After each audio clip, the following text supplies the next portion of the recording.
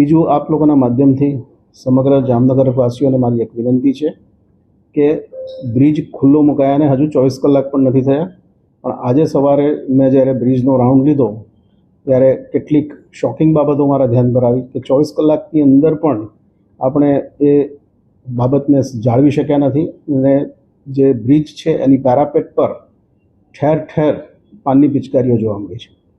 કોઈ પણ સારી નવી સગવડ હોય એને આપણે એન્જોય ચોક્કસ કરવી જોઈએ, પણ એને બગાડવી એ હું માનું છું કે શહેરના હિતમાં નથી. કારણ કે તમે જેટલી બગાડશો એટલું જ એને મેન્ટેન કરવાનો એક વધારાનો ખર્ચ આવશે.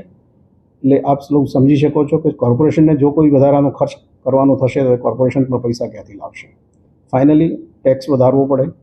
આપ સૌને વિનંતી છે કે બ્રિજ ઉપર અને માણો પણ રસ્તા વચ્ચોવચ્ચ બ્રિજ ઉપર ક્યાંય ઊભા ન રહેવું જોઈએ અને ત્યાં ઊભા રહીને બ્રિજને ચક્કાજામ કરવાની કોઈ પ્રવૃત્તિ ન કરવી જોઈએ અને ત્યાં ખાસ ઊભા રહીને કોઈ થૂંકવાની પ્રવૃત્તિ કે પછી ગુટકાના કાગળો ત્યાં વિસ્તારવાની પ્રવૃત્તિ, આ બધી પ્રવૃત્તિઓથી દૂર રહેવું જોઈએ. કેટલાક મિત્રો બ્રિજ ઉપર આજે સવારે મને ફોટોશૂટ કરતા પણ જોવા મળ્યા છે, એ પણ બરાબર નથી.